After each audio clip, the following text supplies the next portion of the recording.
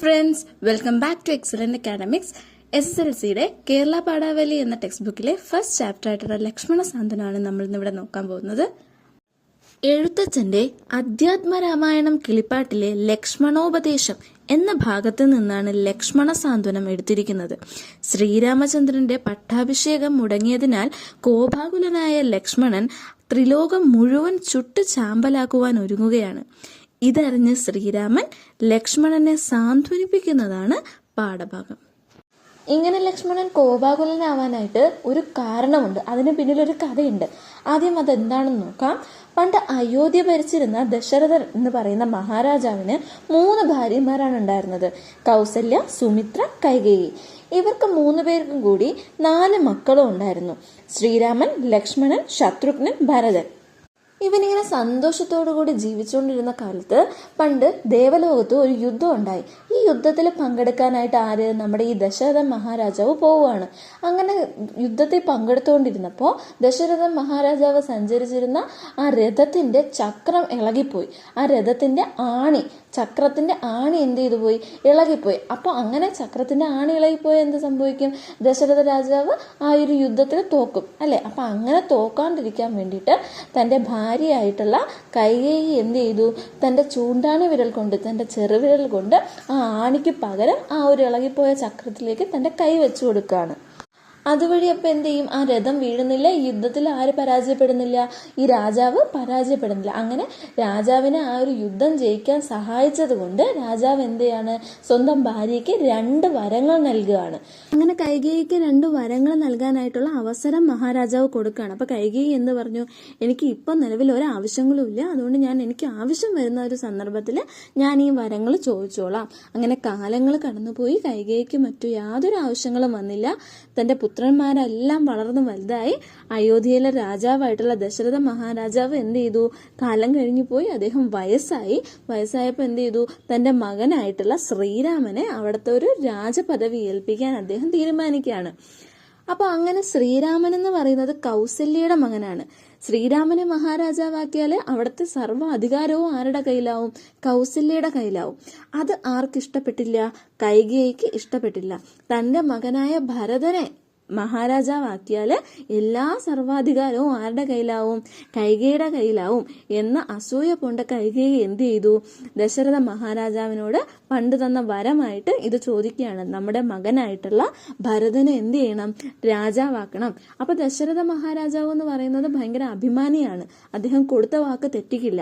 അപ്പൊ എന്ത് ചെയ്തു? ശരി, ഞാൻ നിനക്ക് ഇങ്ങനെ ഒരു വരം തന്നതല്ലേ, അതുകൊണ്ട് എന്ത് ചെയ്യാം? നമ്മുടെ മകനായിട്ടുള്ള ഭരതനെ തന്നെ എന്ത് ചെയ്യാം? രാജാവാക്കാം എന്ന് പറയുകയാണ്. ഈ വിവരം അറിഞ്ഞ ലക്ഷ്മണൻ എന്ന് പറയുന്നത് സുമിത്രയുടെ മകനാണ്, മറ്റൊരു അമ്മയുടെ മകനാണ്. സുമിത്രയുടെ മകനായ ലക്ഷ്മണൻ എന്ത് ചെയ്യാണ്? ദേഷ്യം വരികയാണ്. എന്താണ്? ഏറ്റവും മൂത്ത ജ്യേഷ്ഠനായിട്ടുള്ള ശ്രീരാമനോട് ഭയങ്കര സ്നേഹമാണ് ലക്ഷ്മണന്. അപ്പോൾ ഈ ലക്ഷ്മണന് ഒട്ടും സഹിക്കാൻ പറ്റുന്നില്ല. ലക്ഷ്മണൻ എന്ന് പറയുന്നത് സുമിത്രയുടെ മകനാണ്, മറ്റൊരു അമ്മയുടെ മകനാണ്.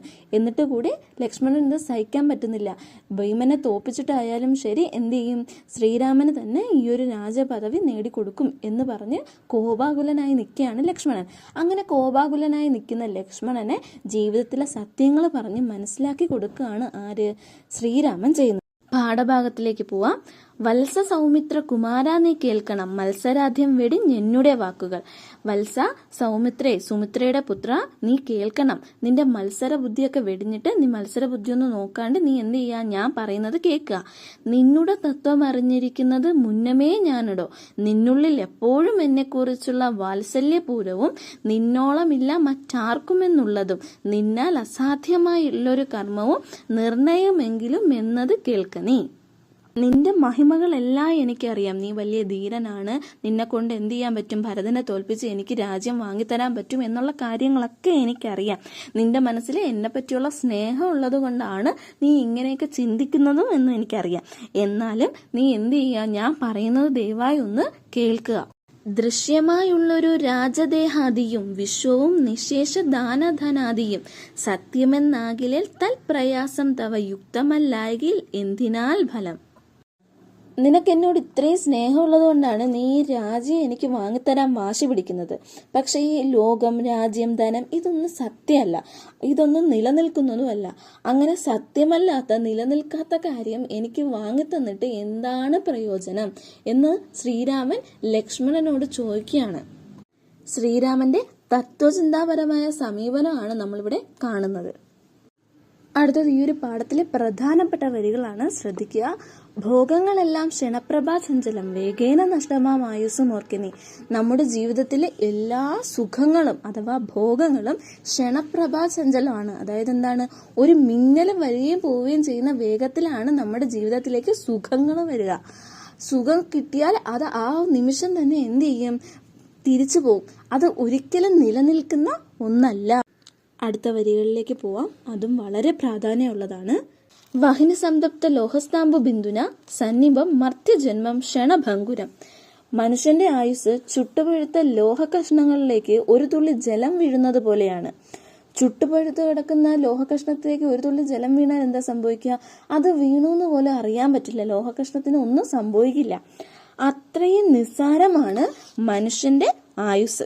ചക്രശ്രവണ ഗ്രസ്ത്രമാം ദർദുനം ഭക്ഷണത്തിന് അപേക്ഷിക്കുന്നത് പോലെ കാലാഹീന പരിഗ്രസ്തമാം ലോകവും ആലോല ചേതസാ ഭോഗങ്ങൾ തേടുന്നു. ഒരു പാമ്പിന്റെ വായിൽ അകപ്പെട്ട തവള ഭക്ഷണത്തിന് അപേക്ഷിക്കുന്നത് പോലെയാണ് മനുഷ്യർ ഇത്രയും നിസ്സാരമായ ജീവിതത്തിൽ ഭോഗങ്ങൾ അഥവാ സുഖങ്ങൾ തേടുന്നത്. ഒരു തവള പാമ്പിന്റെ വായിൽപ്പെട്ട എന്താ സംഭവിക്കുക? പാമ്പ് ആ തവളേനെ വിഴുങ്ങും അല്ലെ? അതിന്റെ വായിൽ ഇപ്പം മരണം കാത്തിരുന്നിട്ട് പോലും എന്ത് ചെയ്യാണ്, തനിക്ക് ഭക്ഷണം വേണം എന്നിങ്ങനെ അത് അമിതമായി ആഗ്രഹിക്കുകയാണ്. അതുപോലെയാണ് മനുഷ്യനും. നിസ്സാരമായ ഒരു പാമ്പ് വിഴുങ്ങിയാൽ തീരാവുന്നുള്ള തവളയുടെ ജീവിതം പോലെ നിസ്സാരമായ നമ്മുടെ ഈ ജീവിതത്തിൽ നമ്മൾ ഇങ്ങനെ സുഖങ്ങൾക്ക് പിന്നാലെ ഇങ്ങനെ പായുകയാണ് എന്നാണ് എഴുത്തച്ഛൻ ശ്രീരാമനിലൂടെ പറയുന്നത്. പുത്രമിത്ര കളത്രാതി സംഗമം എത്രയും അല്പകാല സ്ഥിതമോർക്കനീ. പാന്തനാർ പെഴുവഴി അമ്പലം തന്നിലേ താന്തരായി കൂടി വിയോഗം വരും പോലെ നദിയാമൊഴുകുന്ന കാഷ്ടങ്ങൾ പോലെയും എത്രയും ചഞ്ചലമാലയ സംഗമം. കുടുംബ ബന്ധങ്ങളെ പറ്റിയാണ് എഴുത്തച്ഛൻ ഈ വരികളിലൂടെ പറയുന്നത്. വെള്ളച്ചാട്ടത്തിൽ ഒരുമിച്ച് ഒഴുകി വരുന്ന തടിക്കഷ്ണങ്ങൾ ഒഴുക്കിനനുസരിച്ച് പല ദിക്കുകളിലേക്ക് പോകുന്നത് പോലെയും പല സ്ഥലത്തു നിന്നും വരുന്ന വഴിയാത്രക്കാർ ഒരു സത്രത്തിൽ ഒരുമിച്ച് കൂടി പിറ്റേ ദിവസം പിഴിഞ്ഞു പോകുന്നത് പോലെയുമാണ് കുടുംബ ബന്ധങ്ങൾ. എന്നും എല്ലാവരും ഒരുമിച്ച് കാണണമെന്നില്ല, എന്നായാലും പല വഴിക്ക് പോകേണ്ടവരാണ് കുടുംബ അംഗങ്ങൾ എന്നാണ് എഴുത്തച്ഛൻ പറയുന്നത്. ലക്ഷ്മിയും അസ്ഥിരമല്ലോ മനുഷ്യർക്ക്, നിൽക്കുമോ യൗവനം പുനരുദ്രവം. സ്വപ്നസമാനം കളത്രസുഖം നിർണ അല്പമായുസ്സും നിരൂപിക്ക ലക്ഷ്മണ. രാഗാതിസങ്കുലമായുള്ള സംസാരമാകെ നിരൂപിക്കിൽ സ്വപ്നതുല്യം സഖേ. ഇവിടെ ശ്രീരാമൻ ലക്ഷ്മണനോട് ചോദിക്കുകയാണ്, ലക്ഷ്മിയും അസ്ഥിരമല്ലോ മനുഷ്യർക്ക്. ലക്ഷ്മി, ഐശ്വര്യം എന്നത് മനുഷ്യർക്ക് എല്ലാ കാലത്തും നിലനിൽക്കുന്നതാണോ? ആണോ? അല്ല, ഒരിക്കലല്ല. നമ്മുടെ ജീവിതത്തിൽ ദുഃഖങ്ങളും ഉണ്ട്, ഐശ്വര്യം മാത്രമല്ല ഉള്ളത്. പിന്നെ ലക്ഷ്മണൻ ചോദിക്കുകയാണ്, യൗവനം എന്നത് എല്ലാ കാലത്തും നിലനിൽക്കുന്നതാണോ? അതും ഒരിക്കലും നമ്മുടെ എല്ലാ കാലത്തും നിലനിൽക്കുന്ന ഒന്നല്ല. നമ്മൾ വയസ്സാവും അല്ലെ? അപ്പൊ യൗവനവും ഐശ്വര്യവും ഒരിക്കലും ഒരു കാലത്തും നിലനിൽക്കുന്ന ഒന്നല്ല. മനുഷ്യ ജീവിതത്തിൽ ഇവിടെ എന്തല്ല, ഒന്നും നിലനിൽക്കുന്നതല്ല. ഇത്രയും നിസ്സാരമാണ് മനുഷ്യ ജീവിതം എന്ന് വളരെ വിശാലമായ അർത്ഥത്തിൽ പറഞ്ഞ് മനസ്സിലാക്കി കൊടുക്കുകയാണ് ശ്രീരാമൻ ചെയ്യുന്നത്. മനുഷ്യ ജീവിതത്തെ പറ്റിയുള്ള ഈ കാര്യങ്ങൾ ഒന്നും മനസ്സിലാക്കാതെ, ഈ സത്യങ്ങളൊന്നും മനസ്സിലാക്കാതെയുള്ള ലക്ഷ്മണന്റെ ഈ കോപം നന്നല്ല എന്നുകൂടി ശ്രീരാമൻ ഇവിടെ ഓർമ്മപ്പെടുത്തുകയാണ്. ഈ പാഠഭാഗത്തിൽ നമ്മൾ ഇത്രയും നോക്കിയ വരികളാണ് വളരെ പ്രാധാന്യമുള്ളത്. അപ്പോൾ അതിൽ നിന്ന് വരുന്ന കുറച്ച് ചോദ്യങ്ങൾ ഏതൊക്കെയാന്ന് നമുക്ക് നോക്കാം. ലക്ഷ്മണന്റെ ഈ കോപം നന്നല്ല, അത് വെറുതെയാണ് എന്ന് ശ്രീരാമൻ പറഞ്ഞു കൊടുക്കുന്നത് എങ്ങനെ എന്നാണ് ചോദ്യം. നമ്മുടെ ഈ രാജ്യം, ദേഹം, ലോകം, ധനം തുടങ്ങിയ ഓരോ വസ്തുക്കളും എന്തല്ല, നിലനിൽക്കുന്നതല്ല. അവയൊക്കെ നമ്മുടെ ജീവിതത്തിൽ വരുന്ന അതേ വേഗത്തിൽ തിരിച്ചു പോകുന്ന ഒരു സാധനമാണ്. അതുകൊണ്ട് തന്നെ ഇതിനൊന്നും എന്തില്ല, നിലനിൽപ്പില്ല എന്നുള്ള കാര്യങ്ങൾ പറഞ്ഞാണ് എന്ത് ചെയ്യുന്നത്, ശ്രീരാമൻ ലക്ഷ്മണനെ ബോധ്യപ്പെടുത്തി കൊടുക്കുന്നത്.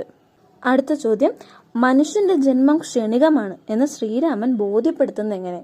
മനുഷ്യ ജന്മം എന്ന് പറയുന്നത് നിസ്സാരമാണ്, അത്രയ്ക്കും ആയുസ് കുറഞ്ഞതാണ് എന്ന് പറഞ്ഞു കൊടുക്കാൻ വേണ്ടിയിട്ട് ശ്രീരാമൻ കാണിക്കുന്ന ഉദാഹരണങ്ങളാണ് ചോദിച്ചിരിക്കുന്നത്. ചുട്ടുപഴുത്ത ലോഹ കഷ്ണങ്ങളിൽ ഒരു തുള്ളി ജലം വീഴുമ്പോൾ എന്താ സംഭവിക്കുക? ആ ഒരു തുള്ളി ജലം വീണു എന്ന് മനസ്സിലാവില്ല. അതുപോലെയാണ് മനുഷ്യജന്മം. അടുത്തത്, മിന്നലിന്റെ പ്രഭ പോലെ. നമ്മുടെ ഈ പാഠം മുഴുവനായിട്ട് കണ്ടവർക്ക് ഇതിന്റെ ഉത്തരം നന്നായിട്ട് എഴുതാനായിട്ട് പറ്റും. ഇത് വളരെ ഇമ്പോർട്ടൻ്റ് ആയിട്ടുള്ള ഒരു ക്വസ്റ്റ്യൻ ആണ്. അതുകൊണ്ട് തന്നെ നമ്മൾ ഈ എക്സ്പ്ലെയിൻ ചെയ്ത ആ ഒരു വരികളുടെ അർത്ഥം നിങ്ങൾ നന്നായിട്ട് മനസ്സിലാക്കി വെച്ചേക്കുക. അടുത്തത്, ഈ തന്നിരിക്കുന്ന വരികളിലെ ആശയം വിശദീകരിക്കുക.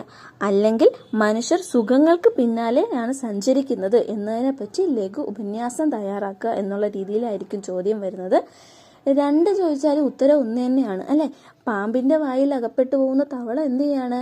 മരിക്കുമെന്ന് അറിഞ്ഞിട്ട് പോലും ഭക്ഷണത്തിന് വേണ്ടി അപേക്ഷിക്കുകയാണ്. അതുപോലെയാണ് നമ്മൾ മനുഷ്യരും അല്ലെ. എന്താണ്, നമ്മൾ ഇത്രയും ചെറിയ ജീവിതമേ നമുക്കുള്ളൂ എന്ന് നമ്മൾ തിരിച്ചറിഞ്ഞിട്ട് നമ്മൾ അവിടെ ഇരുന്ന് എന്താണ് കൂടുതൽ ഇനിയും സുഖങ്ങൾ വേണം എന്നിങ്ങനെ ആഗ്രഹിക്കുകയാണ്. അതിനെപ്പറ്റിയാണ് ഈ വരികളിൽ പറയുന്നത്. ഈ വരികളുടെ സവിശേഷതകളാണ് പറയുന്നത്. കുടുംബജീവിതം എന്ന് പറയുന്നത്, അല്ലെങ്കിൽ കുടുംബജീവിതത്തിലെ ഐക്യം എന്ന് പറയുന്നത് കുറച്ചു കാലം മാത്രം നിലനിൽക്കുന്നതാണ്. നദിയിലൂടെ ഒരുമിച്ച് ഒഴുകുന്ന തടികഷ്ണങ്ങൾ ഒഴുക്കിനനുസരിച്ച് പല വഴി പോകുന്നത് പോലെയും ഒരു രാത്രി ഒത്തൊരുമിച്ച് കൂടുന്ന വഴിയാത്രക്കാർ പിറ്റേ ദിവസം അവരവരുടെ സ്ഥലത്തേക്ക് പിരിഞ്ഞു പോകുന്നത് പോലെയാണ് നമ്മുടെ കുടുംബ ബന്ധങ്ങൾ എന്ന് പറയുന്നത്. നമ്മളെല്ലാവരും ഇന്ന് ഒരുമിച്ചുണ്ട്, നാളെ പല വഴിക്ക് പോകേണ്ടവരാണ് നമ്മൾ. അതായത് കുടുംബജീവിതവും അല്ലെങ്കിൽ കുടുംബാംഗങ്ങളും നമുക്ക് സ്വന്തമെന്ന് പറയുന്നവരൊന്നും ഒരു കാലത്തും നമ്മുടെ കൂടെ ഉണ്ടാവില്ല എന്ന് വളരെ തത്വചിന്താപരമായി ആര് പറയാണ്? ശ്രീരാമൻ പറയുകയാണ്. അടുത്തത്, ഈ വരികളിലെ കാലാഹി എന്ന പദത്തിന്റെ അർത്ഥം വ്യക്തമാക്കുക എന്നുള്ളതാണ്. കാലാഹി എന്ന് വെച്ചാൽ എന്താ? കാലമാകുന്ന പാമ്പ് അല്ലെ. കാലമാകുന്ന പാമ്പിന്റെ വായിൽപ്പെട്ടവരാണ് നമ്മൾ മനുഷ്യര്. ഒരു പാമ്പിന്റെ വായിൽ തവള അകപ്പെട്ടാൽ എന്താണ്? അത് വിചാരിക്കുന്നതിന് മുമ്പേ തന്നെ അതിനത് വിഴുങ്ങിക്കളയും അല്ലെ. അതുപോലെയാണ് നമ്മുടെ മനുഷ്യ ജീവിതവും. കാലമാകുന്ന പാമ്പിന്റെ വായിൽ അകപ്പെട്ട നമ്മുടെ ഈ മനുഷ്യരുടെ ജീവിതവും അത്രയേ ഉള്ളൂ എന്നാണ് ഇവിടെ ശ്രീരാമൻ പറയുന്നത്. അപ്പോൾ ഇന്നത്തെ വീഡിയോ ഇത്രയേ ഉള്ളൂ. ഇനിയും ഇതുപോലുള്ള ഒരുപാട് ക്വസ്റ്റ്യൻസ് വർക്കൗട്ട് ചെയ്യാനായിട്ടുണ്ട്. അതിന് വേണ്ടിയിട്ടുള്ള സ്പെഷ്യൽ എക്സാം വീഡിയോസ് നമ്മൾ ഉടനെ അപ്ലോഡ് ചെയ്യുന്നതായിരിക്കും. നിങ്ങൾക്ക് ഇന്നത്തെ ഈ വീഡിയോ ഹെൽപ്ഫുൾ ആയിട്ടെന്ന് തോന്നിയിട്ടുണ്ടെങ്കിൽ do like, share and subscribe our channel. എന്തെങ്കിലും സജഷൻ ഉണ്ടെങ്കിൽ കമൻ്റ് ആയിട്ട് വിടുക. താങ്ക്